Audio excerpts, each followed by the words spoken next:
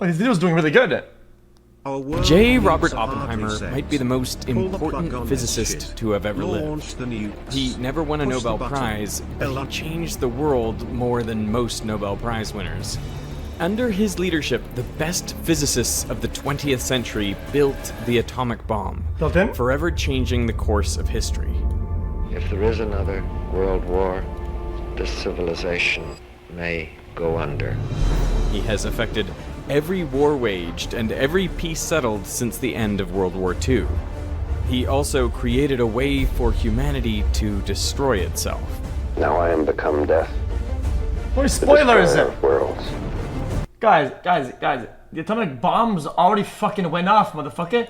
What is that spoiler? It's history, bruh. It's history, dude!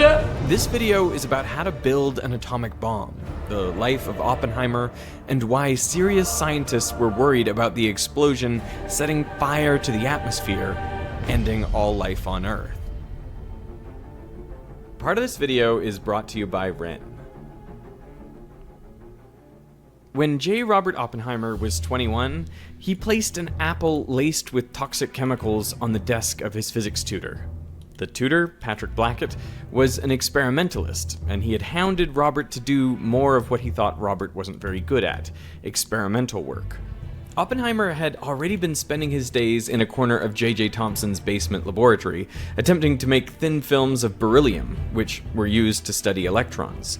But Oppenheimer was clumsy, and not good at this work. He was soon avoiding his duties in the lab, spending his time listening to lectures and reading physics journals. It was 1925 and the... Oh my fucking god, okay. We'll watch it later. I wanna watch it! 21-year-old Oppenheimer was becoming fascinated by the new... This is not a spoiler to the fucking movie, dude. This is like some history bullshit. The movie is about how they did it internally and the history in the behind it. Field of quantum mechanics. Despite being surrounded by brilliant physicists like Rutherford and Chadwick, Oppenheimer was deeply unhappy. He wrote, "I'm having a pretty bad time. The lab work is a terrible bore, and I'm so bad at it that it's impossible to feel that I'm learning anything." A friend walked in on him lying on the floor of his room, which he called a miserable hole, groaning and rolling from side to side in emotional anguish. It was in this state that Robert attempted to poison Blackett. The specifics are lost to history. There are conflicting reports if Oppenheimer used cyanide or something he found in the lab which would have just made Blackett sick. This story sounds unbelievable, but Oppenheimer himself confirmed it. Luckily, Blackett did not eat the apple, but the attempted poisoning became known to the Cambridge University authorities. Robert's parents were visiting their son from the US at the time, and Julius Oppenheimer successfully lobbied Cambridge not to press criminal charges. Due to his family's wealth, Robert wasn't even expelled from Cambridge, on the condition that he had periodic counseling sessions with a psychiatrist in London. What the fuck? In the summer of 1926, Robert traveled to the University of Göttingen.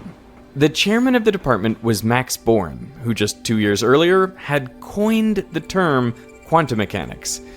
Born was reportedly a thoughtful and gentle teacher, and had nurtured the work of Werner Heisenberg, Wolfgang Pauli, Enrico Fermi, and Eugene Wigner, basically the who's who of quantum mechanics. The class that Oppenheimer was in was also extraordinary, including luminaries like Paul Dirac and John von Neumann. Where the academic culture at Cambridge focused on experimental physics, Göttingen was all about theoretical physics, and under Max Born's mentorship, Oppenheimer thrived. His mental health improved, and he found a community of people who were as obsessed with physics as he was. On November 14th, 1926, Robert wrote to Frank, his younger brother, "You would like Göttingen. I find the work hard, thank God, and almost pleasant." Robert was thriving, and his talent was being recognized. Born later wrote, "He was a man of great talent, and he was..." What is theoretical physics? Is it like all the theories of things that on paper should work or does work, but you can't really prove it? It's like we don't have the technology, or things aren't just possible to make it happen, but technically it should happen like that. Conscious of his superiority in a way which was embarrassing and led to trouble. When Oppenheimer was 23, he graduated with his PhD in physics. He wrote his thesis in German on the quantum theory of continuous spectra. All in all, he published more than a dozen papers in the 2 years he was at Göttingen. Many of them expanded upon the work of Werner Heisenberg, who was just 3 years older than Oppenheimer. The two eventually met in 1927. The same year, Heisenberg published his groundbreaking paper on the quantum uncertainty principle. By all accounts, the pair got along well. There was no way to know that just 15 years later, they would be deadly rivals, attempting to build the first nuclear bomb, Oppenheimer for the USA and Heisenberg for Nazi Germany. At the time, it was thought that getting significant amounts of energy out of radioactive atoms was impossible. Ever since the discovery of radioactivity by Henri Becquerel, Marie and Pierre Curie in the late 1890s, it was known that radioactivity was a passive process. Unstable atoms would just decay at random, unpredictable times.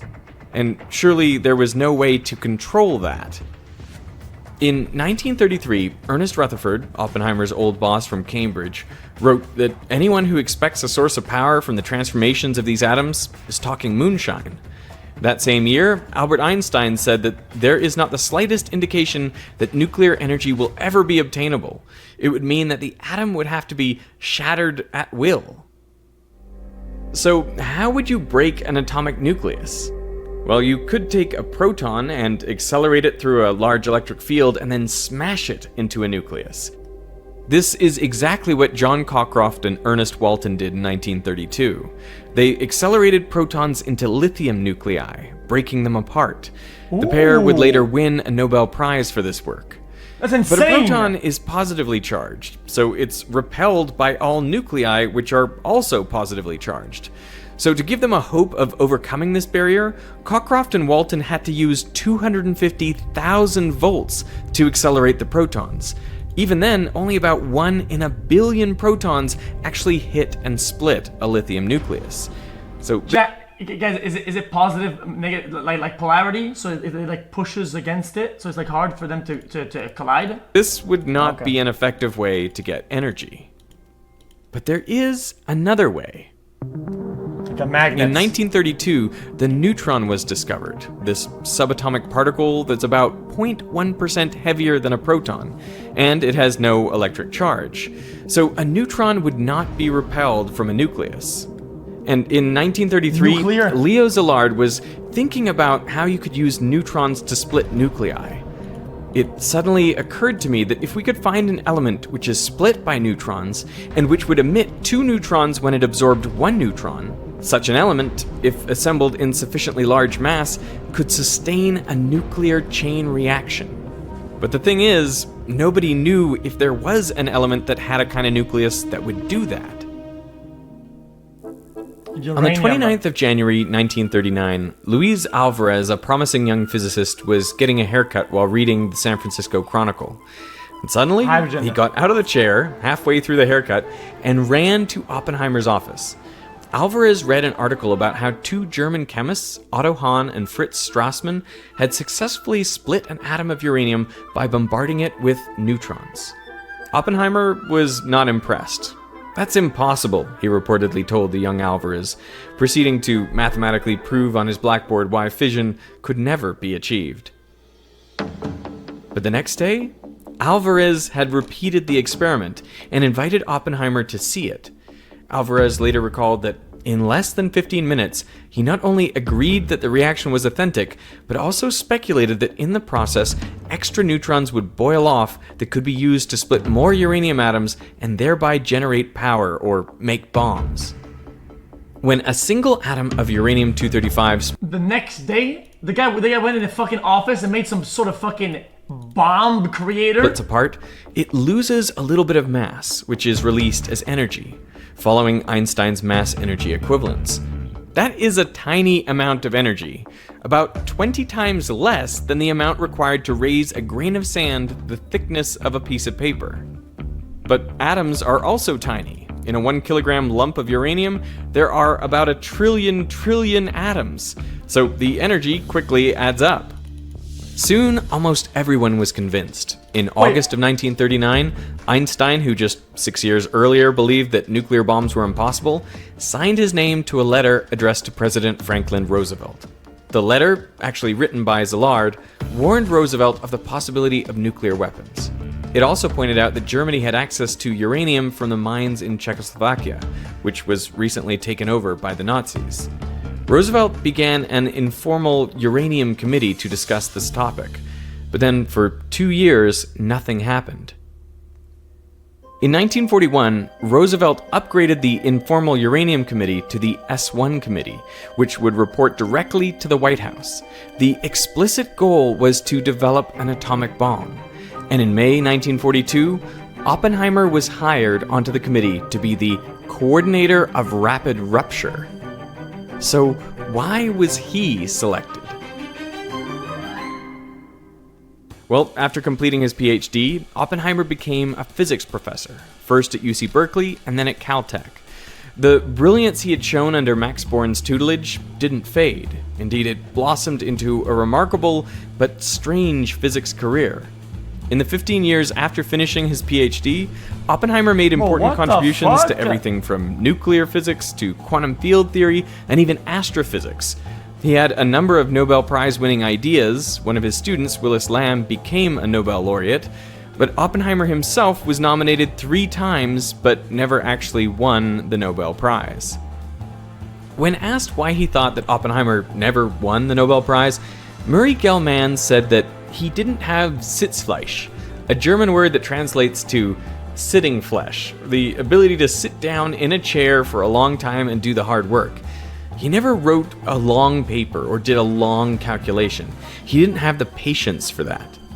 Wolfgang Pauli also said, his ideas are very good, but his calculations are always wrong. But Oppenheimer was amazing.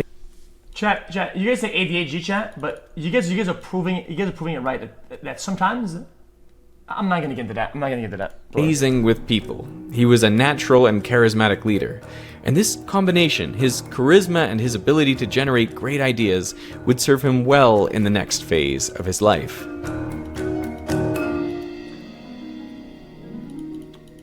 On the 18th of September 1942, General Leslie Groves... Guys, it's not self-glaze, is that I think generally that these days ADHD is so thrown around, ADD, ADHD, everybody's fucking medicated at a super young age, and I think that we lose potential on the really intelligent, creative minds. I think there's a big loss there for Groves society. was put in charge of the Manhattan Project.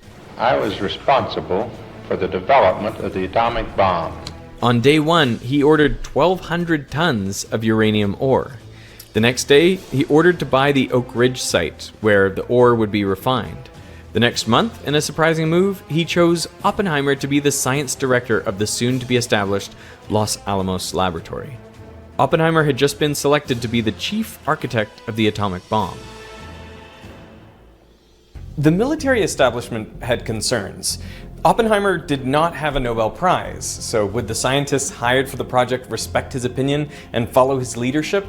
Oppenheimer also had no prior administrative experience over a large project like this. Furthermore, he was a theoretical physicist who, according to Isidore Rabi, was a very impractical fellow. He didn't know anything about equipment. And then there was the problem of Oppenheimer's political stance. He had links to the Communist Party, including his wife Catherine, who was a member of that party. But Groves was impressed by Oppenheimer. He valued his overwhelming ambition. He also knew that Oppenheimer's ability to understand problems not just in physics, but chemistry, engineering, and metallurgy would be invaluable. Groves thought that Oppenheimer was a real genius. Chat, what if this guy, was like an infiltrator, and he didn't want the United States let's say, to have the bomb, and he just kept making small mistakes to troll and stall the process, and actually never got it done, just to make sure that the people on the other side would win the race, or something like that. Isn't that kind of crazy? Saying that, why? Oppenheimer knows about everything. He can talk to you about anything you bring up. Well, not exactly. He doesn't know anything about sports. The two men couldn't have been more different. Oppenheimer weighed half as much as Groves, despite both of them being nearly 6 feet tall. Ideologically, Oppenheimer was a communist, Groves a staunch conservative. But Groves was convinced that Oppenheimer would be the person that would build the atomic bomb before the Nazis, and that was all that mattered.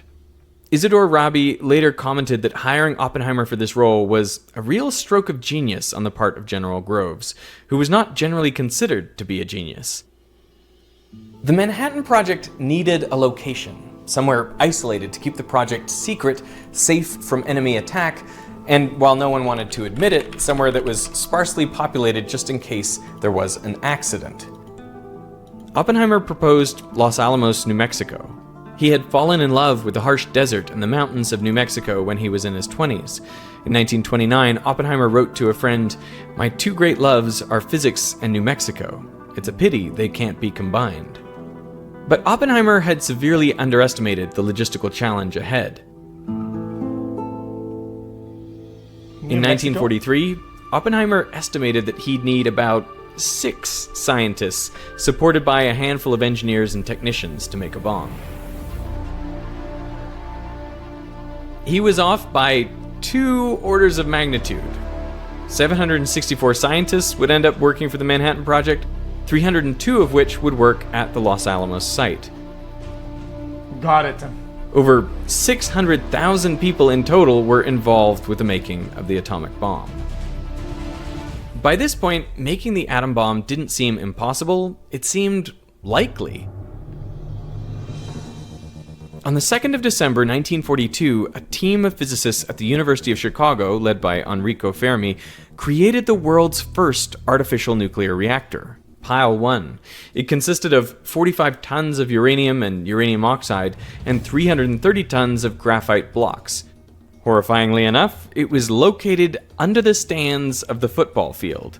It generated about half a watt of power. What? And if you can make a nuclear power plant, you can make a bomb. The only real difference between the two is how many neutrons hit the next atom, causing it to split and release more neutrons. If on average that number is 1, there will be a stable, self-sustaining chain reaction, but it won't grow. If it's less than 1, the reaction will die down. Oh, I get it. And if it's more than 1, the reaction will grow. This is known as the multiplication factor, K. Nuclear reactions are similar to pandemics in this way. Yeah, I've seen the model, the simulation The simplest way to make a nuclear bomb is to get enough fissile material close together that it creates a runaway chain reaction. That amount is known as the critical mass. With uranium-235, you need about 52 kilograms, forming a sphere with a diameter of 17 centimeters. If you use plutonium-239, the critical mass is much smaller, only around 10 kilograms, which would create a sphere only 10 centimeters wide. For the first few years, the scientists worked on a bomb with a gun-type design. Inside a gun-type bomb, you have 2 slabs of uranium-235, both of which are below the critical mass. Then, using a conventional explosive like cordite, you rapidly fire one towards the other, so the combined mass is higher than the critical mass.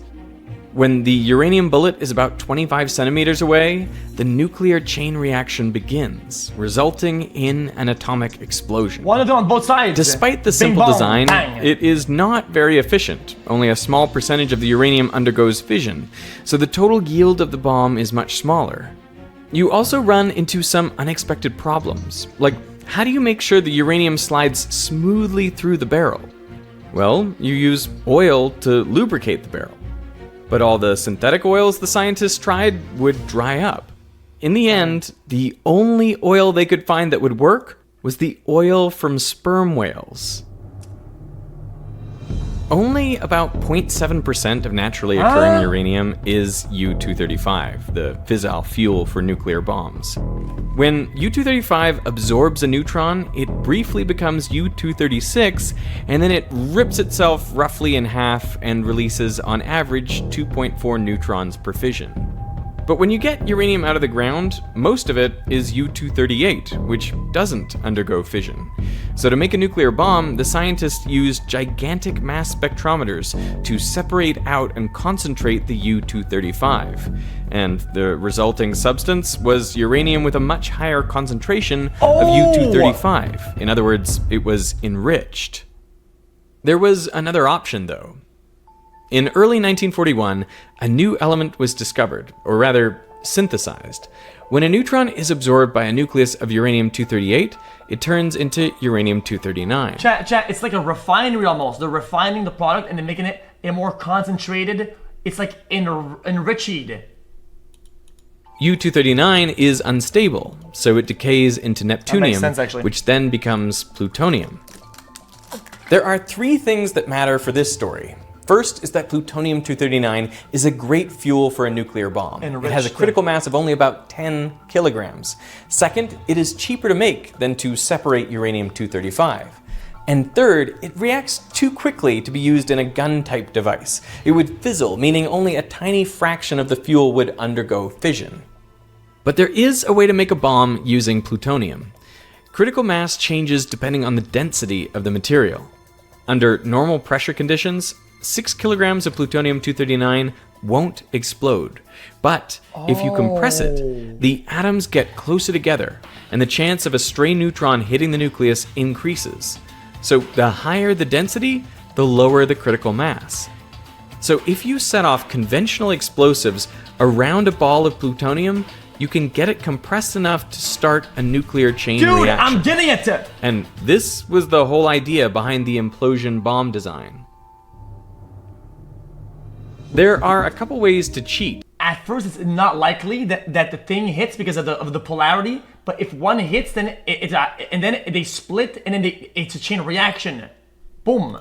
Lowering like from the the critical beginning. mass. For one thing, you surround the sphere with a material that reflects neutrons, Because the decreasing the result amount of the first nuclear one- fuel you okay, need to start a chain reaction. I think I'm done. You can also have a Ow, neutron my head. source, something that kickstarts the chain reaction. For the first implosion bomb, scientists created a device called the Urchin, which was a tiny pellet weighing just 7 grams, and it would sit at the heart of the bomb. It was made of beryllium and polonium, separated by a layer of nickel and gold. The idea was that when the explosives detonated, the shock wave would mix the beryllium and polonium together. What? And then the alpha particles from polonium would cause the beryllium to release a flood of neutrons, which would set off the nuclear chain reaction. Boom! Yeah! At least that Yeah, because the result of that is the blue little dudes, and the blue little dudes collide with the nucleus, and then it starts the boom, boom, boom, boom, boom, boom. But the red ones are harder because they hit not as often because of the polarity of it. was the hope. An atomic bomb had never been made before. Oppenheimer and the rest of the scientists at Los Alamos needed to act quickly.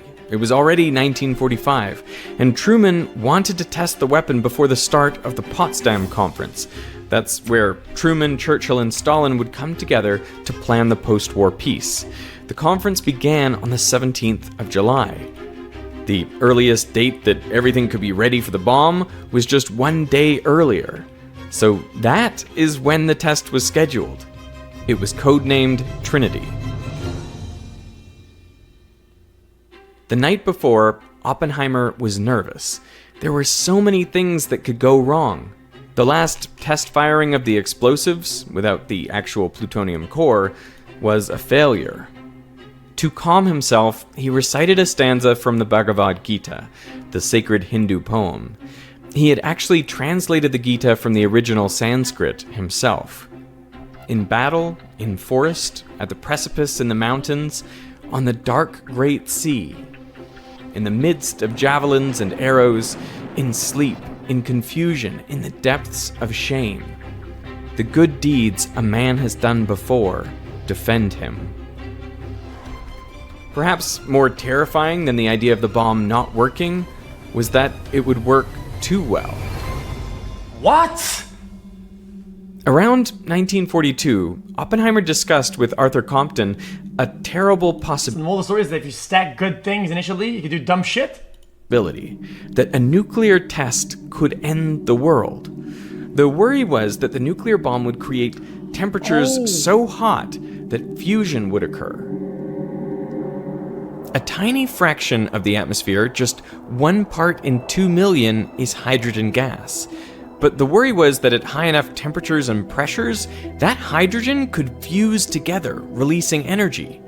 This energy would fuse more hydrogen. It could also break apart the hydrogen from water vapor, causing that to fuse as well. That would release even more energy, causing yet more fusion, until the entirety of the Earth's atmosphere would become a giant fusion bomb. Recalling his conversations with Oppenheimer, in 1959, Compton said, "Nor was this all that Oppenheimer feared. The nitrogen in the air is also unstable, though in less degree. Might not it too Isn't it just the sun? Isn't that just it's kind of like the sun? be set off by an atomic explosion in the atmosphere?" Most of the scientists quickly realized how unlikely this scenario was, and they continued on with the project.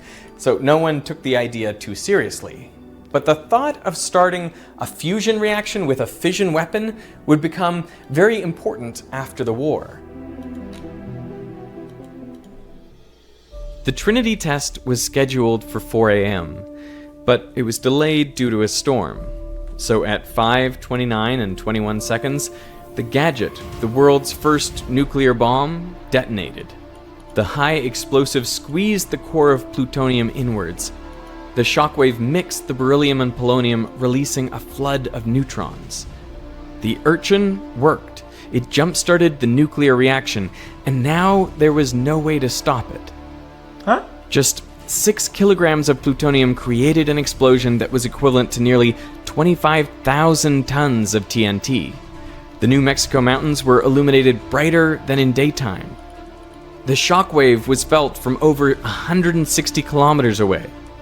The mushroom cloud rose to 12 kilometers into the sky. It was so hot that the desert sand melted into a glassy mineral now known as trinitite. Fortunately, the blast did not set fire to the atmosphere. Oh! On August 6, 1945, the Boeing B-29 Flying Fortress dropped Little Boy, a gun-type nuclear bomb with 64 kilograms of enriched uranium. The nitrocellulose ignited, pushing the slugs of uranium-235 together, tipping it over its critical mass. The blast from the explosion, equivalent to 15,000 tons of TNT, killed nearly 70,000 people. Another 70,000 would die from burns and radiation poisoning in the following months. 3 days later, an implosion-type bomb, like the Gadget, was dropped on Nagasaki, killing an estimated 80,000 more people. More than 95% of the 225,000 people killed in the bombings of Hiroshima and Nagasaki were civilians. Most were women and children. In 1965, recalling the moments after the Trinity test, Oppenheimer said that he thought of another verse from the Gita. He knew the world would not be the same. Few people laughed. Few people cried. Most people were silent. I remembered the line from the Hindu scripture, the Bhagavad Gita. Vishnu is trying to persuade the prince that he should do his duty, and to impress him takes on his multi-armed form and says, "Now I am become death, the destroyer of worlds." I suppose we all thought that one way or another. After the war, Oppenheimer was a national hero. His portrait was on the cover of Time magazine, and he became a household name. In 1947, he became the director of the Institute of Advanced Study at Princeton. He also became the chairman of the General Advisory Committee, where he became an advisor on nuclear weapons-related issues. He used his position to argue for arms control. In August 1949, the Soviet Union tested their first atomic weapon. Chat, there used to be a time, chat, where I actually thought that back in the days there was no wars. They had, okay, I'm not kidding, chat, you don't make fun of me. They sent somebody from the king to a room or something like that, and they had a 1v1 in chess. Okay, I'm just keep playing the video. And the US military quickly decided that the best course of action was to develop a more powerful bomb, the hydrogen bomb, I'll tell you about it known later. as the super. Oppenheimer was about it later. against the development of the super on ethical grounds, and the worry that it would start an arms race. But Truman's administration pushed through, and 3 years later, Ivy Mike, the first hydrogen bomb, was tested in the Marshall Islands. It had a yield of 10.4 megatons of TNT. That's 400 times more powerful than the Trinity test. Huh? A hydrogen bomb is actually 3 bombs in one: a conventional bomb, a fission bomb, and a fusion bomb. The conventional explosives trigger a fission reaction, which increases the temperature and pressure enough to fuse deuterium and tritium together, releasing a huge amount of energy. In 1961, the Soviet Union tested the Tsar Bomba, the most powerful explosion ever detonated. It was another 5 times more powerful than Ivy Mike, around 2,000 times more powerful than Trinity. This kind of arms race was exactly what Oppenheimer had feared. In part, due to his opposition to the hydrogen bomb and due to his calls to avert a nuclear arms race, Oppenheimer was essentially put on trial to revoke his security clearance. He had been surveilled while he was working for the Manhattan Project, but that surveillance didn't stop after he left. Many of the wiretaps were illegal and warrantless. Oppenheimer was questioned about his ties to the Communist Party, including his affair with Jean Tatlock, a Communist Party member, while he was leading the Los Alamos lab. He was essentially accused of treason and espionage. In December 1953, Chat, but I'm confused. I'm confused. If his intention wasn't that, then he wouldn't have completed the project or whatever, right? Am I just dumb? Oppenheimer had his security clearance suspended. His face, now grim and in black and white, was once again on the cover of Time. His security hearings were international news. In 1964, German playwright Heinar Kippert wrote a play about Oppenheimer's life. Oppenheimer was sent a copy of this script, and he hated it so much that he threatened to sue. He especially despised the final scene where the character of Oppenheimer realizes the evil of his work. And I quote, "We have been doing the work of the devil." To Oppenheimer, it was always more complicated than that. I think that it probably was assumed, it certainly was always assumed at Los Alamos, that if the war were not over and not clearly to be brought to a conclusion by diplomatic means, this weapon would play a part. At the time, the alternative, the campaign of invasion, was certainly much more terrible for everyone concerned. I think that Hiroshima was far more costly in life and suffering and inhumane than it needed to have been an effective argument for ending the war. This is easy to say after the fact. In 1965, he was asked about the recent proposal of talks with the Soviet Union to halt the proliferation of nuclear weapons, and his response was, it should have been done the day after Trinity. Later that same year, he was diagnosed with throat cancer. He was a lifelong smoker, and he died on the 18th of February, 1967, aged 62. Sorry, I didn't want to laugh about it. You can't chat because this chat trolls so much about smoking and vaping. Chat, I'm not laughing, man. It got fuck off, man. It's because the chat always trolls about smoking. So whenever I hear smoking, I think it's funny, dude. Advances in science and technology have given humans tremendous power to make the world better or worse. And nuclear war isn't the only thing we have to worry about. Human-caused climate change poses a serious threat to ecosystems and the most vulnerable people around the world. As I record this, we are in the midst of a heat wave, and my folks up in Canada are suffering in the smoke from wildfires. This is where this video sponsor, Ren, comes in. Their mission is to take action on climate change. Pog, you pog. Chat, I'll link his video in the chat. That was a good video. I enjoyed that. I enjoyed the video. I enjoyed the video. On their website, you can calculate your carbon footprint, which can help you identify ways to reduce your impact. And if you like, you can offset your carbon footprint with a simple monthly subscription. While individual action is important, Ren understands that this alone is not enough, which is why your subscription funds not only carbon removal and offsets, but also lobbying to enact climate policy and land conservation projects. I am particularly fond of their new refrigerant destruction project. We actually made a video about Thomas Midgley, who invented Freon, which is a refrigerant that is both destructive to the ozone layer and a very potent greenhouse gas. Well, this project permanently destroyed... Interesting. Ooh.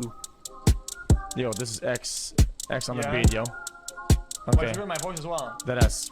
Anyone knows that boy? I don't know, he's just so soy. Anyone knows that boy? I don't know, he's just so soy.